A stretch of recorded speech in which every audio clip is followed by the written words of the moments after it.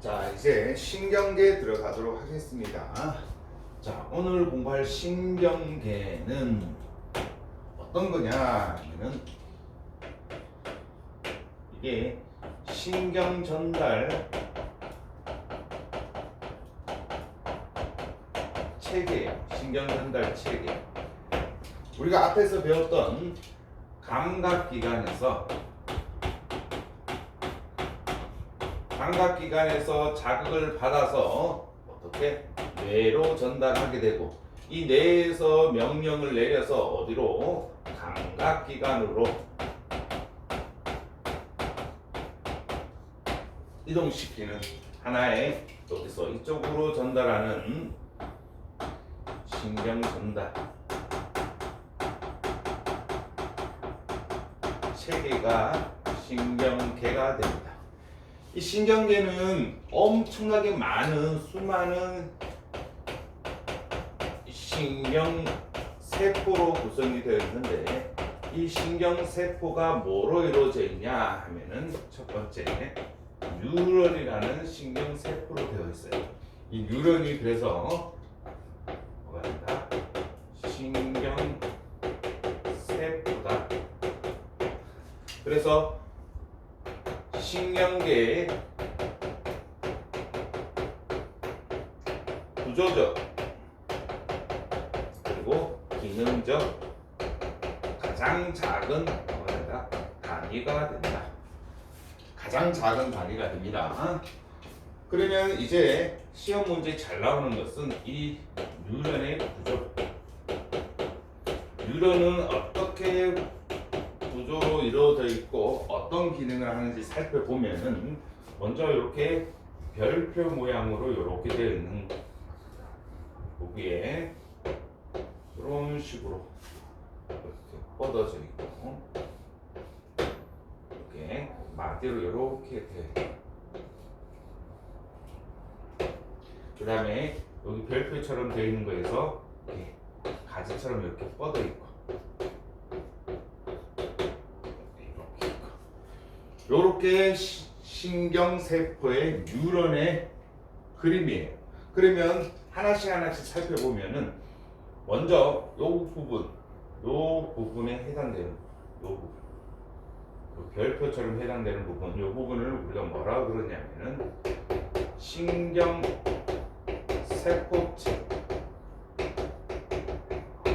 신경세포체로 되어 있고, 이 신경세포체는 요게 바로 핵이에요, 핵. 그 다음에 요게 세포질. 그래서 신경세포체는 뭐로 되어 있다? 핵과 세포질로 구성이 되어 있고, 이 핵과 세포질로 구성되어 있는 이 신경세포체가 무엇을 한다 하면은, 우리 바로 여러 가지 신경의 생명활동을 조절합니다. 생명활동을 조절하는 것이 신경세포체다.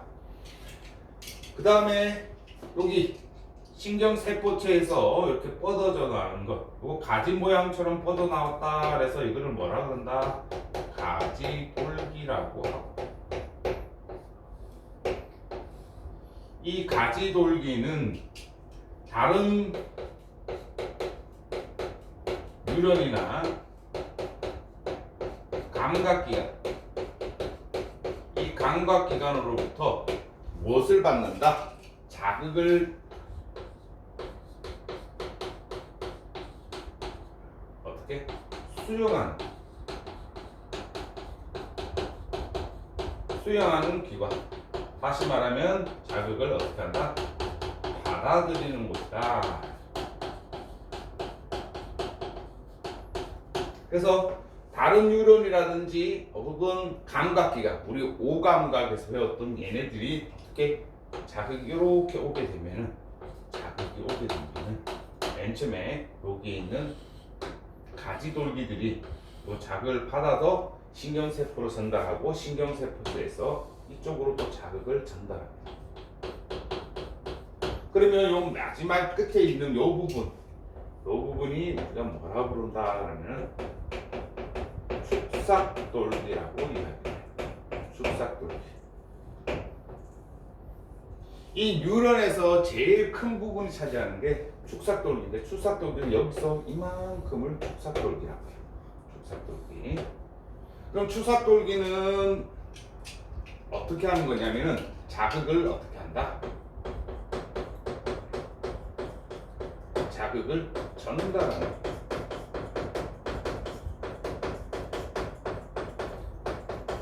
자극을 전달하는 기관인데 누구한테로 전달한다? 혹은 다른 뉴런이나 운동기관으로 자극을 전달한다 라고 보시면 돼요. 그래서 이 뉴런에서 보면은 이 뉴런의 자극 전달은 맨 처음에 자극을 받아들이는 가지돌기에서 신경세포체로 가고, 신경세포체에서 어디로? 축삭돌기로 자극이 전달되고, 이 자극이 전달되는 이 모든 것을 우리가 뭐라 그런다? 이 부분을 전부 다 뉴런이라고 한다. 그래서 이런 자극을 전달하는 가장 작은 세포를 뉴런이라고 하고, 이 뉴런이 많이 모이게 되면은 그것을 우리가 신경, 그리고 이 신경이 더 많이 모인 것을, 신경 다발된 것을 우리가 뭐라고 한다? 신경계라고 이야기한다. 그러면 세 번째는 이제 뭐 할 거냐면은 이 뉴런에는 어떤 종류가 있냐는 뉴런의 종류를 살펴보게 되면, 뉴런의 종류는 총 3가지가 있어요. 첫 번째 어떤 뉴런이냐 하면은 감각 뉴런.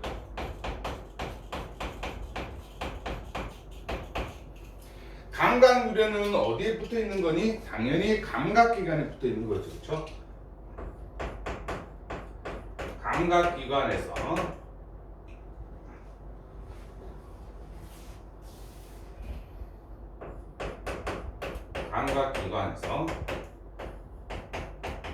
어떻게 자극을 수용하는, 자극을 받아들이는 뉴런이다. 이렇게 보시면 돼요. 그다음 두 번째 어떤 뉴런이냐? 연합 뉴런이 있고, 이 연합 뉴런은 주로 어디 부분에서 있냐면 뇌에서 자극을 어떻게 한다? 자극을 판단하고 명령을 내리는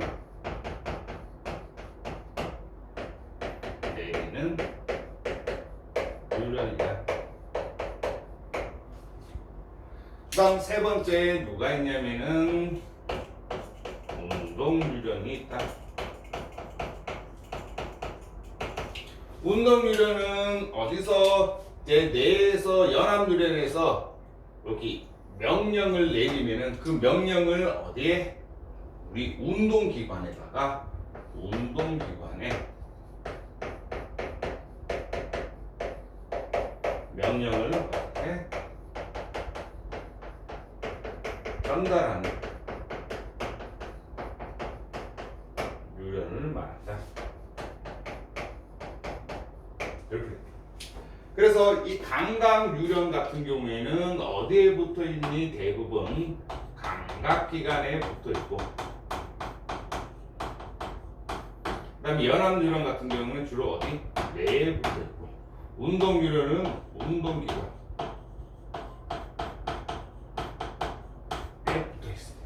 그래서 감각 뉴런 같은 경우에는 자극을 받아들이는, 자극을 수용하는 기관이기 때문에 주로 뭐가 많이 발달하냐면은 여기서는 가지돌기가 발달하고, 연합 뉴런 같은 경우에는 누가 발달하냐면 신경세포체가 발달되어 있고, 운동기관에서 명령을 전달하는 운동유료는 주로 누가? 축삭돌기가 발달되어 있다. 그래서 그림을 그리게 되면은 어떤 요렇게 근육이 여기 피부 조직이 있으면, 우리 감각기관에 피부가 있으면은 이 피부에 붙어 있는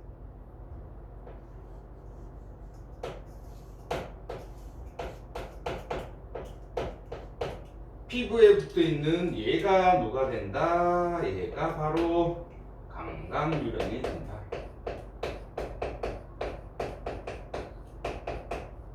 감각유련이 되고, 우리 연합유련에서는 마찬가지 여기 신경세포체가 많이 발달되어 있어가지고 이렇게 되어 있어. 요게 바로 뭐가 된다? 연합유련이 된다.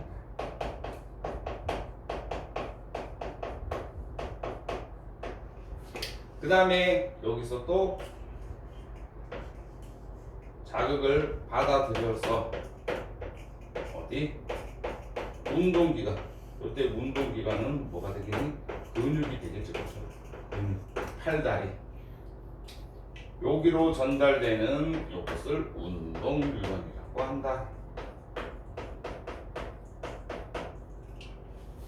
그래서 자극이 전달되는 과정을 쭉 살펴보면은 맨 처음에는 어디서 온다? 감각기관에서 어떤 유련으로? 감각유련으로 가고, 감각유련에서 이제 명령 판단을 할 수 있는 연합유련으로 가고,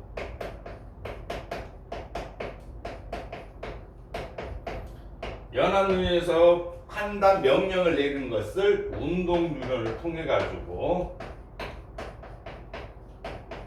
어디로? 운동기관으로 자극을 전달시킨다. 그래서 이게 뭐가 된다? 자극의 전달 과정 순서가 된다. 이 순서는 암기하셔야 된다. 이 시험 문제 상당히 잘 나와요. 됐죠? 요게 이제 우리가 신경계 중에서 어떤 거? 신경계를 전달하는 가장 작은 세포인 누구? 뉴런에 대해서 공부했다.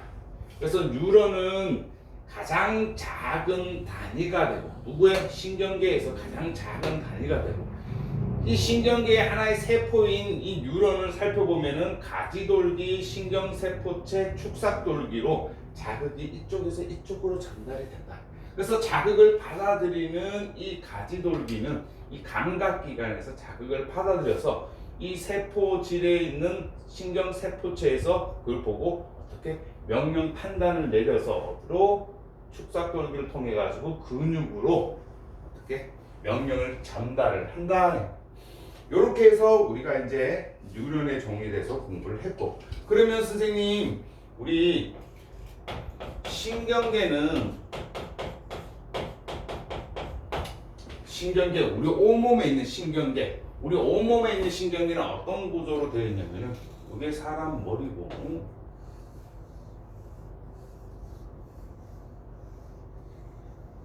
이게 팔다리라고 하면은 여기 있는 부분이 뇌가 되고, 그 다음에 여기 목 부분 쪽에 있는 이 부분이 척수가 되고, 그 다음에 이 척수에서 쭉 뻗어나와 가지고 이제 어디로? 온몸으로 이렇게 뻗어져 있는, 온몸으로 이렇게 뻗어져 있는 요 신경, 요거를 우리가 뭐라고 한다? 말초신경이라고. 그리고 노란색으로 되어 있는 이 뇌와 척수를 우리가 뭐라 한다? 중추신경이라고 한다. 그래서 신경계는 가장 크게 두 가지로 분류를 하게 되면은 뭐로 한다? 중추신경과 말초신경으로 구분합니다.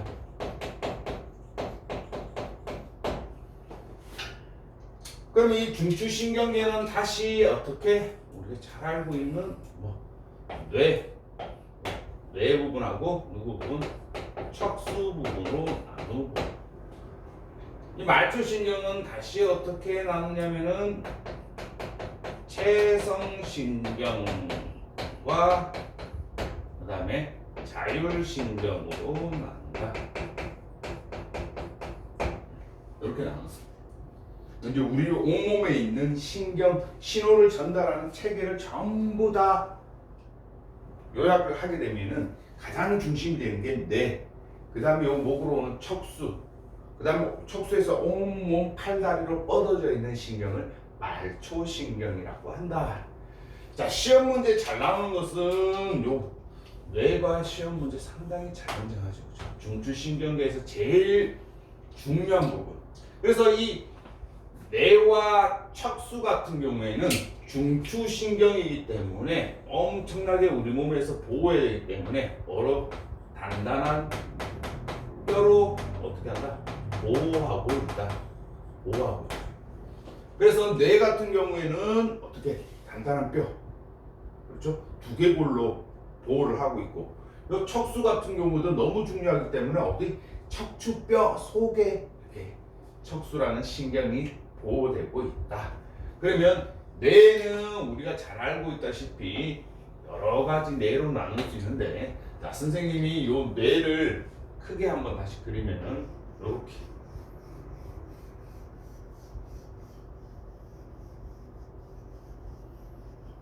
이렇게 구성이 되어 있고, 뇌는 여러분들 잘 보면은 주름져 있어요. 주름져 있고, 그 다음에 이렇게 해가지고 이 부분에서 이렇게 연결되어 있는 이런 식으로 뇌가 전달되어 있는데, 가장 큰 부분을 차지하는 이 부분이 뭐라 그런다? 대뇌. 말 그대로 큰 뇌. 뇌가 있고, 그 다음에 이 뒤통수 부분에 있는 게 소뇌. 작은 뇌. 우리 여기 뒤통수에 붙어 있어요. 소뇌. 그 다음에 가운데 부분에 자리 잡고 있는 것을 중간뇌. 중간뇌라고도 하고 중뇌라고도 표현을 해요. 그 다음에 이 중간뇌하고 대뇌 사이에 간사하게 이렇게 붙어 있는데, 이것을 간뇌라고 해요. 간뇌. 그 다음에 간뇌 밑에서 이제 중간뇌에서 이제 목 부분으로 넘어오는 이 부분을 우리가 뭐라 그러냐면 연수라고 해요. 연수까지가 여기 뇌에 해당이 돼요. 그러면 목 쪽으로 쭉 뻗어오는 이 부분을 우리가 뭐라 그런다? 척수라고 이야기합니다. 척수. 이렇게 나누어지는데, 그럼 먼저 제일 큰 대뇌를 살펴보면은, 대뇌가 하는 역할이 뭐냐? 그러면 우리 모든 정신활동에 해당되는 부분을 대뇌에서 담당해요. 모든 정신활동. 그래서 정신활동이라 그러면은 어떻게 무언가를 기억하고 판단하고 추리하고 이런 것들을 담당하는 것이 대뇌. 그래서 여러분들 대뇌를 다치게 되면은 뭐를 못한다? 기억, 판단, 추리를 못한다. 다시 말하면 공부를 못한다. 이렇게 보시면 돼요. 그래서 공부를 잘하는 사람은 뭐가 발달한다? 대뇌가 발달하게 됩니다. 이 대뇌가 이렇게 발달해서 대뇌가 주름져 있는 이유가 뭐다? 우리 전에도 공부했다시피 여기 어떻게 하기 위해서 표면적을 높이기 위해서 주름져 있다. 그래서 대뇌가 되게 발달되어 있는 사람, 공부를 되게 잘하는 사람, 이 사람은 대뇌가 되게 주름져져 있고, 선생님처럼 공부를 잘 못하는 사람 같은 경우에는 어떻게 대뇌가 주름이 아주 깨끗하다, 이렇게 보시면 돼요. 그래서 정신활동, 기억, 판단, 추리를 하는 대뇌가 다치게 되면 우리가 이걸 뭐라 그러냐면 흔히 식물인간이라고 얘기해요. 식물인간. 여기서 명령, 판단, 추리를 못 내려. 그래서 식물인간이라고 그래. 어떻게? 심장만 뛰고 있는 거야. 그래서 내가 팔을 들어 올려라. 그러니까 팔을 들어 올릴 수도 없어. 명령을 못 내리기 때문에. 그래서 팔을 들어 올릴 수도 없고 걸어갈 수도 없고 그래서 모든 명령을 못 내리기 때문에 식물인간이라고 한다. 그래서 우리 흔히 내사 상태라고 한다 이렇게 보시면 돼요. 그래서 이걸 다치면 식물인간이 되고 그 다음에 이제 소뇌는 요 뒤통수에 자리 잡고 있는 요 부분 우리 내 사람을 따지면 요 뒤통수 요 부분이 어디를 담당하냐면은 우리 몸에 균형을 담당. 몸의 근육 담당 혹은 근육을 담당. 그래서 소뇌가 발달되어 있는 사람은 근육이 발달되어 있기 때문에 뭘 잘한다? 운동을 잘하게 된다. 운동 잘하는 사람은 소뇌가 발달되어 있습니다. 그래서 내가 다른 사람들보다 좀 뒤통수가 나왔다. 그럼 나 소뇌가 발달되는 거 있으니까 어떻게 몸의 균형을 잘 잡는다. 그렇기 때문에 운동선수가 되게 좋다. 그러면 이 소뇌를 다치게 되면은 어떤 일이 벌어지냐? 소뇌를 다치면은 몸의 균형을 잡지 못하게 됩니다. 그래서 똑바로 걸어가지 못해. 그래서 막 비틀비틀 걸어가고 균형을 잘 못 잡아요. 그래서 술을 많이 마시게 되면은 요 대뇌도 마비가 되지만 소뇌도 마비가 되기 때문에 술 취한 사람 같은 경우는 똑바로 걷지 못하고 한쪽으로 계속 이렇게 걸어가요. 당연히 대뇌도 발달이 둔해지기 때문에 기억을 못하고 그래서 술 많이 먹으면은 전날의 기억을 잘 못해요. 되죠? 그 다음에 중간뇌 혹은 중뇌라고 부르는데 이 중뇌가 우리 몸에서 어떤 거를 담당하냐면 바로 안구 운동, 눈과 관련된 거, 눈. 그 다음에 홍채 조절. 그러니까 쉽게 말하면 동공의 크기를 조절하는 것이 바로 중간뇌예요. 그래서 중간뇌는 어디에 자리 잡고 있냐면은 우리 뇌에서 딱 가운데에 딱 자리 잡고 있기 때문에 이 중간뇌가 다쳤다라는 것은 뭘 의미한다? 대뇌와 소뇌가 다쳤을 가능성이 커요. 그래서 이 뇌 중에서 딱 가운데, 요 뇌 가운데 있는 부분이기 때문에 그 중간뇌가 다치면 어디? 대뇌하고 소뇌를 다쳤다라는 뜻이 됩니다. 그래서 의사 선생님이 뇌를 다친 환자들 보면 제일 먼저 하는 게 여기 살짝 다치면은 요거는 못하지만 그 안쪽 깊숙이 뇌를 다쳤다라고 하면은 중뇌가 다쳤을 가능성이 크기 때문에 이 중뇌가 바로 홍채 동공 크기 조절하기 때문에 환자들 이렇게 뇌 다친 사람 이렇게 해가지고 의사 선생님이 이렇게 후레쉬로 이렇게 비추죠, 그렇죠? 후레쉬로 비췄을 때 눈의 동공 크기를 조절하고 만약에 밝은 빛을 내면 동공이 되게 작아지고 후레쉬 치우면 다시 동공이 이렇게 커지고 이렇게 되면은 중간뇌는 다치지 않았구나 이렇게 됩니다. 그래서 제일 먼저 뇌를 다친 사람한테는 제일 먼저 의사 선생님이 후레쉬로 비춰가지고 중간뇌가 다쳤는지 안 다쳤는지 확인을 해요.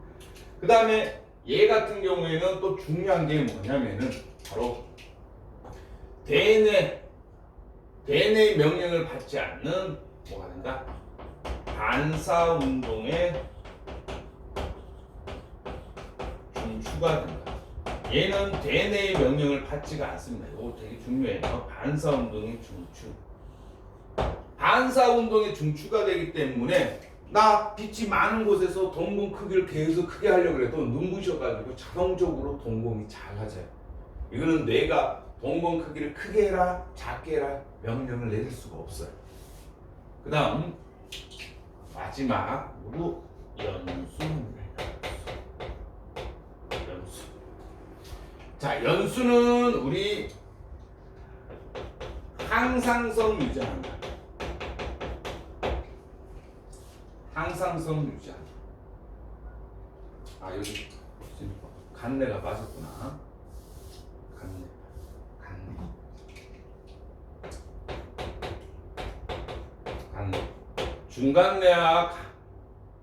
중간내하고 대뇌 사이에 들어가 있는 이 간내.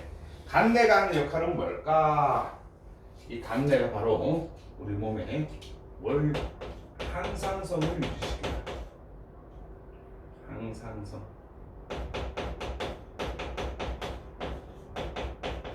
자, 항상성이라고 하는 것은 항상 일정하게 유지시켜주는 거. 우리 몸에 항상 일정하게 유지시켜주는 게 뭐가 있습니까? 하면은 체온이 있죠, 그죠? 체온 조절을 일정하게 유지시켜주는 거 하고, 그 다음에 또 우리 그렇지 체액의 농도 조절. 체액의 농도 조절이라고 하는 것은 물의 양, 우리 몸의 수분의 양, 우리 몸의 수분은 몇 프로? 그렇죠? 70%가 유지되고 있죠. 그 70%를 항상 일정하게 유지시켜주는 뇌가 간내가 된다. 이 간내도 뭐가 된다? 반사운동의 중추가 된다.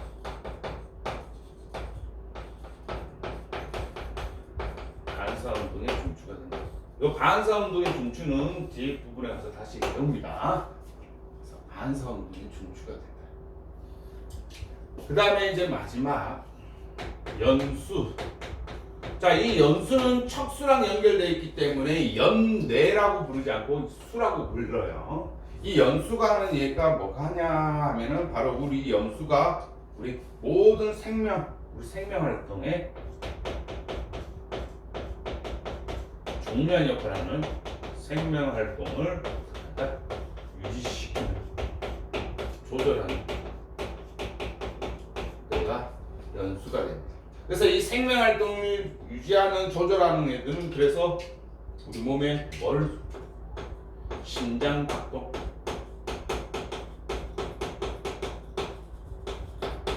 호흡 활동, 그 다음에 소화작용, 이런 것들을 담당한다. 그래서 얘네들의 뭐가 된다? 반사운동의 중추가 된다.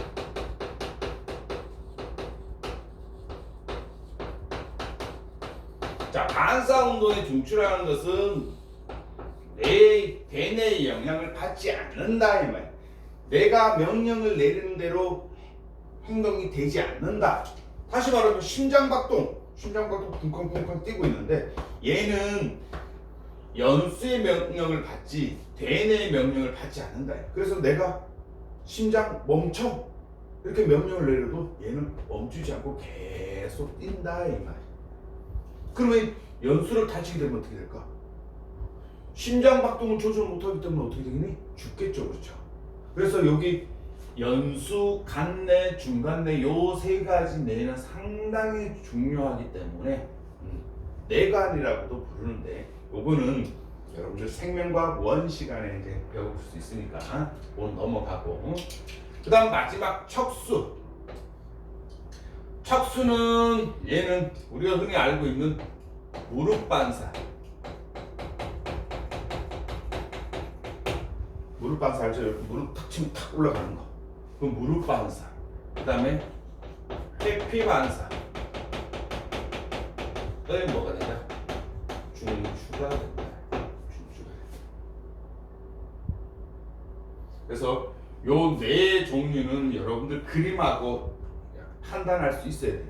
어느 부분이 요 부분이 대뇌고, 요 부분이 소뇌고, 중간에 있는 중간뇌, 그 다음에 중간뇌하고 대뇌 사이에 껴있는 사이간자, 껴있는 간뇌, 그 다음 연수, 척수, 이렇게 나눈다라고 보시면 돼요.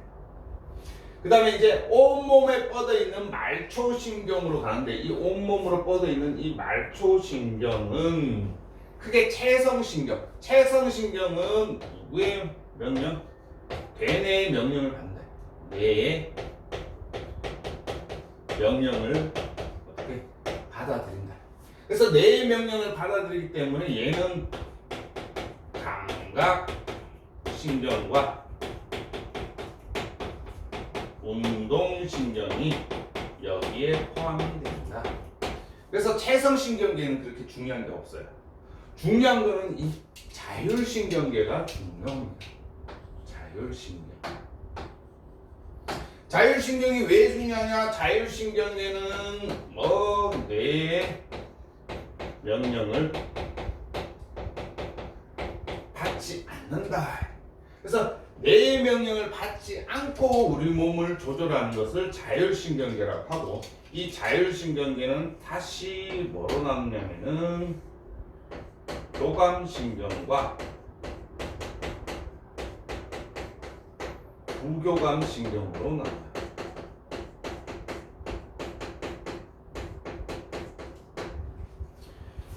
교감신경은 언제 나오는 거냐면은 여러분 잘 알다시피 요거는 우리가 흥분하거나 불안하거나 긴장될 때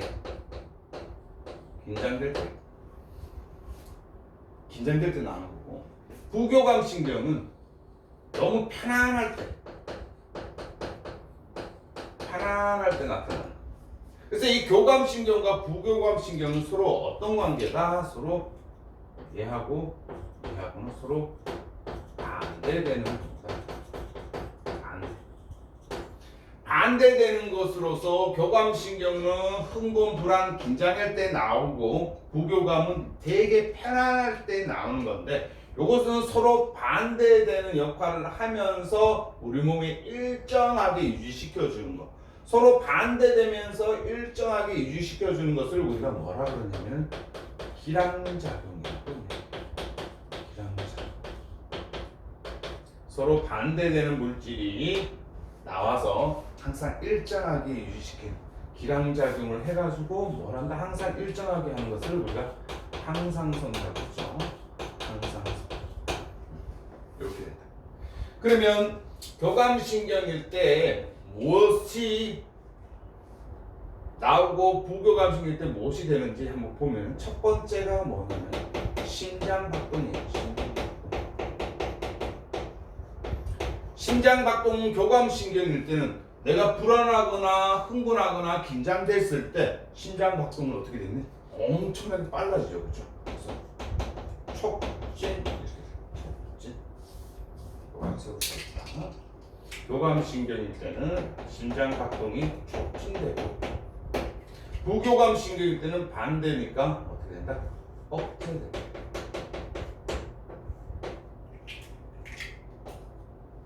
그래서 흥분하면은 심장박동이 되게 빨라졌다가 계속 빨라지는 게 아니라, 나중에 이게 교감신경이 나와서 되게 빨라지게 되면은 다시 어떻게 부교감, 반대되는 부교감이 나와가지고 걔네를 다시 어떻게 억제시켜가지고 다시 천천히 원래 상태로 되돌아가게끔.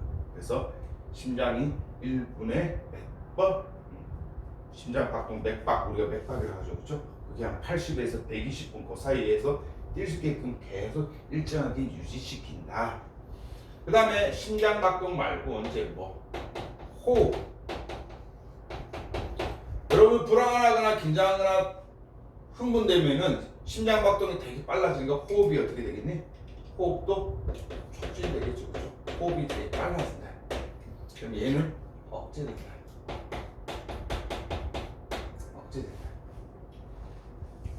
그 다음에 우리 동공, 눈. 흥분하면 눈 되게 커지죠. 그렇죠? 그래서 동공이 확대되고, 얘는 동공이 축소가 된다. 그 다음에 마지막으로 소화. 불안하거나 흥분하거나 긴장되면은 소화가 된다 안 된다? 소화가 안 된다. 배고픈지도 모른다. 그래서 소화기관이 억제가 돼요. 그 다음에 이제 편안해지면 다시 어떻게? 배고프다 이렇게. 그래서 여기는 억제가 되고, 촉진이. 그 다음에 이제 교재에는 없지만 하나 더 해보면은 여기는 방광을 살펴봅니다. 방광, 소변. 그래서 교감신경할 때 불안하거나 긴장하거나 초조하게 되면은 얘는 방광이 어떻게 되냐면은 확대돼가지고 소변을 되게 자주 봐요. 확대되고, 얘는 방광이 억제돼서 그래서 되게 불안하면은 어떻게 된다? 소변을 되게 자주 보러 간다. 되게 긴장하면은. 그래서 요거 두 개는 서로 반대 역할을 해가지고 우리 몸에 항상 일정하게 유지시켜주는 기량작용이다. 이렇게 보시면 돼요. 그래서 요거는 요 교감만 외우면은 부교감은 자연스럽게 되는 거기 때문에 교감 신경만 공부하면 됩니다. 요것도 자율신경계에서는 중요합니다. 알아두셔야 됩니다. 자, 여기까지 우리가 신경계에 대해서 공부를 했고, 이 신경계에 대해서 공부를 했으니까 우리 교재 문제를 한번 풀어보시기 바랍니다.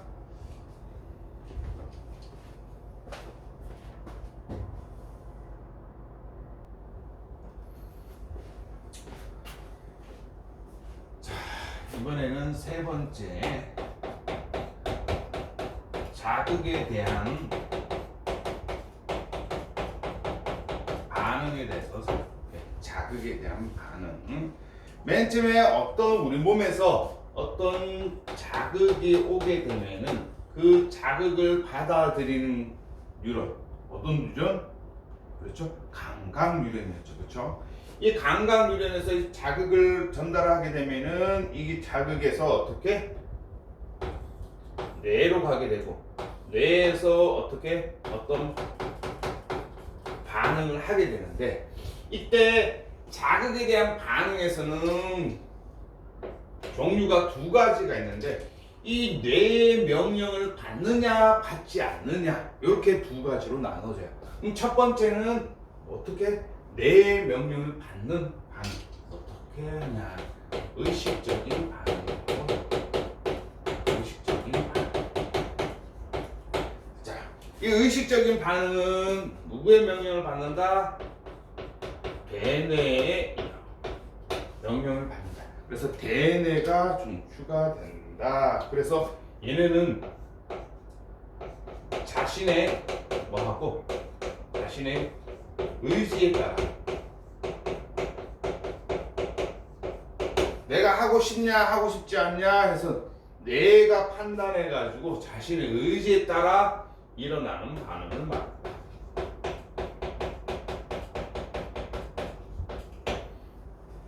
그래, 의식적인 반응은 우리 대뇌가 작용을 하기 때문에 크게 어려운 게 없는데, 자, 두 번째 어떤 반응? 무의식적인 반응. 무의식적 반응. 이 무의식적 반응하고 의식적 반응하고 요 차이를 구별을 잘 지어야 됩니다. 이거는 시험 문제에 무조건 한 문제가 출제가 됩니다. 자, 그러면 무의식적 반응은 누가 척수가 반사운동의 중추가 된다. 반사운동의 중추가 된다. 그래서 이 척수가 반사운동의 중추가 되는데, 이거를 무의식적 반응, 다른 표현을 하면은 무조건 반사하고 무조건 반사. 자, 이 무조건 반사는 대뇌의 명령을 받지 않는다. 그럼 대뇌의 명령을 받지 않는 것들은 어떻게 됐냐? 얘는 대뇌의 명령을 받지 않고 자신의 의지와 상관없이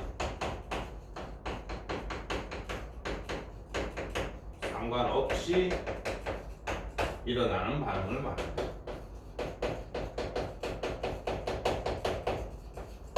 자신의 의지와 상관없이 일어나는 반응의 종류는 총 3가지가 있는데, 그 중추에 따라서 첫 번째는 우리가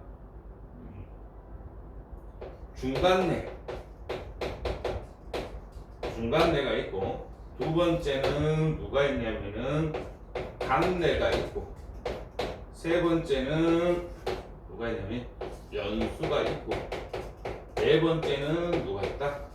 바로 척수가 있다. 얘네들은 뇌의 명령을 받지 않는다. 그래서 얘네들은 뇌를 거치지 않고 순식간에 일어나는 것들. 그러면 이제 중간뇌는 어디에 해당되는 거? 중간뇌는 바로 그렇죠. 아까 말했던 의사 선생님이 하는 동공반사가 됩니다. 동공반사. 그래서 아까 우리 반사 운동의 중추로 보면은 하나, 둘, 세 개. 그 다음에 여기 반사 운동의 중추 이렇게 해가지고 네 개가 된다. 하나, 둘, 셋. 그래서 이 중간뇌는 누구? 눈과 관련된 동공반사가 되고, 그 다음에 여러분들 간뇌가 되는 거.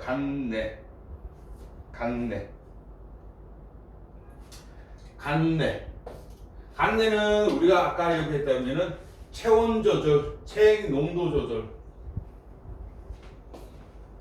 준비하는 거. 그 다음에 우리 연수, 얘는 간뇌는 우리가 여기서 이제 뭐가 나냐면 호르몬이 분비가 되게 돼요. 간뇌에서 호르몬, 뇌하수체. 그래서 얘는 체온 조절 이런 것들을 담당하는 거. 연수는 우리가 뭐 하는 거? 아까 우리 호흡, 심장박동, 호흡활동, 소화. 그래서 얘네들은 어떤 거 하냐면은 재채기, 그 다음에 하품하는 거. 하품하고 난 다음에 또 뭐 나오냐면 눈물 분비되고, 그 다음에 침 분비되고, 요런 것들. 그 다음 척수 반사는 어떤 거 하냐면은 우리 잘 알고 있다시피 무릎 반사, 회피 반사. 회피 반사는 어떤 자극을 빨리 회피하기 위해서 뜨거운 주전자를 만들었을 때 바로 손 떼는 거, 이런 것을 회피 반사라고 하고, 그 다음에 배변, 배뇨, 요것들이 무의식적 반응이 됩니다. 그래서 요거 시험 문제에 어떤 게 나오냐면은, 예를 들면 구별해야 되는 게 침분비가 있다. 침분비가 되는데, 이 침분비가 의식적인 반응이기도 하고 그 다음에 무의식적인 반응이기도 하다. 그러면 어떨 때 의식적인 반응이냐라고 살펴보면, 첫 번째, 맛있는 음식을 어떻게 했더니 떠올렸더니 뭐 입속에 침이 어떻게 보였다.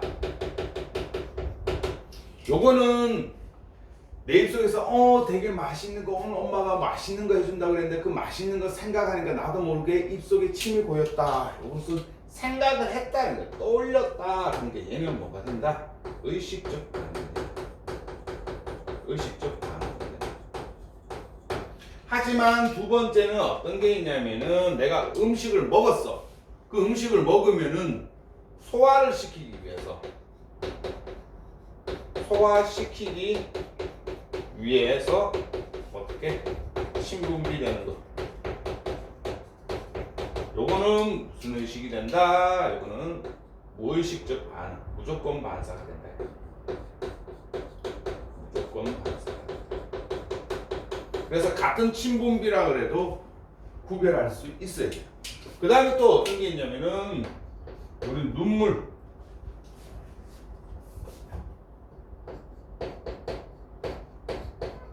눈물이 분비됐다. 자, 이 눈물이 분비되면은 어떤 게 있냐면은, 첫 번째 어떤 눈물 분비가 됐냐면은, 이 눈물 분비 중에서 나는 슬픈 영화를 봤다.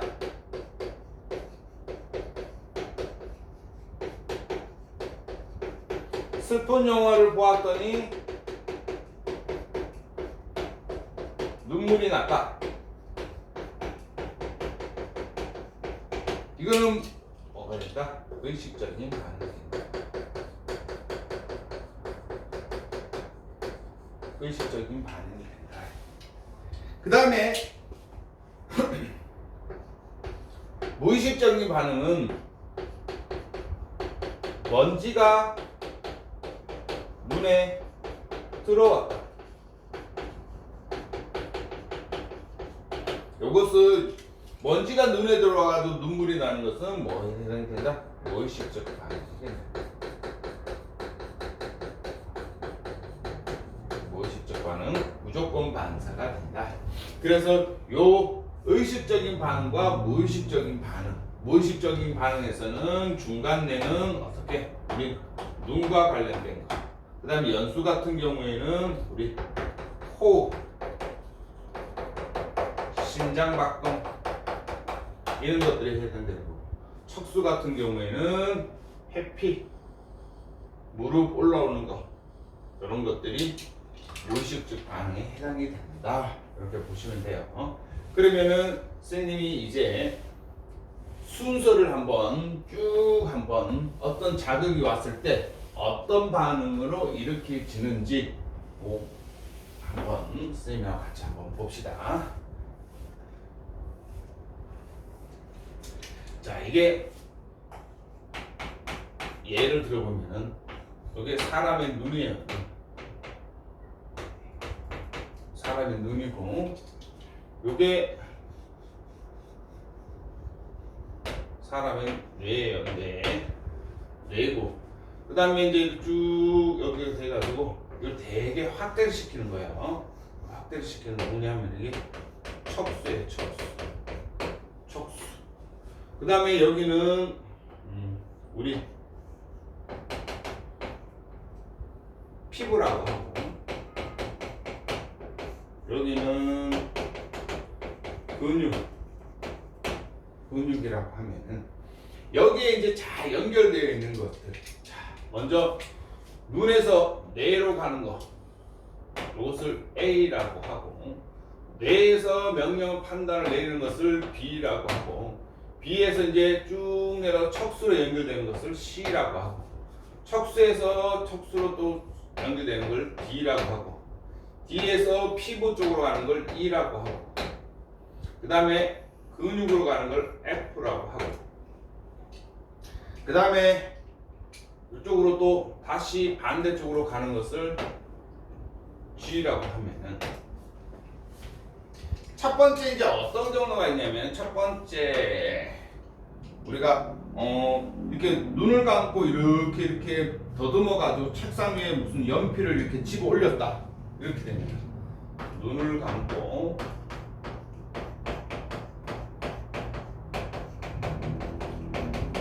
책상을 더듬어서 어떻게 볼펜을 들어 올렸다 라고 해봅시다. 그럼 맨 처음에 눈을 감고 책상을 이렇게 더듬으면은 피부가 되겠죠. 그렇죠? 피부에서 왠지 책상 내 볼펜을 잡았어. 그럼 볼펜을 잡았으면 어떻게 척수로 가가지고 뒤로 가서 어디로? 뇌로 간다. 뇌로. C로 가가지고 뇌로 가가지고 뇌에서 어떻게 B로 가가지고 이제 판단을 내리네. 판단을 내려가지고 어떻게 G로 다시 내려와서 다시 D로 가가지고 어떻게 들어올리는 F 근육 쪽으로 간다. 이렇게 단계를 하나, 둘, 셋, 넷, 다섯, 6개의 단계를 붙인다. 그래서 이런 의식적인 반응은 속도가 어떻다, 자신의 의지에 따라서 일어나는 반응이기 때문에 엄청나게 속도가 느리다. 속도가 느리다. 그럼 만약에 이제는 책상에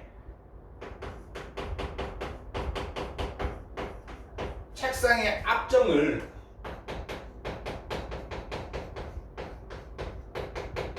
손가락으로 눌렀다. 책상 위에 있는 앞정이 있는데 선생님 손가락을 이렇게 눌렀다. 예를 들면, 그럼 맨 처음에 어디로 되니? 근육이 있는 E가 되죠. E가 돼. 그 다음 바로 어디로? D로 가고, D에서 이제 어디로 가니? 척수에서 이제 바로 이제 뇌로 가지 않고 바로 이렇게 근육으로 가다. F로 가다. 그래서 손가락 떼라 이렇게 된다. 그럼 단계가 엄청나게 짧아요. 그럼 단계가 엄청나게 짧기 때문에 이 무의식적 반응은 속도가 엄청나게 빠르다. 이렇게 속도가 빠르기 때문에 우리 뭐 할 수 있다? 몸을 어떻게 한다? 보호할 수가 있다. 보호할 수가 있다.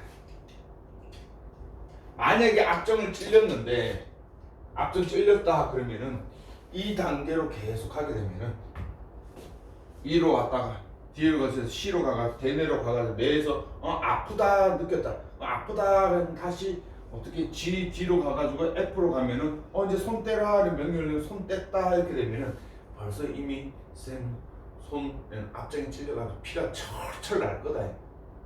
그래서 얘는 되게 짧게 바로 반사적으로 된다. 그래서 이 무의식적 반응은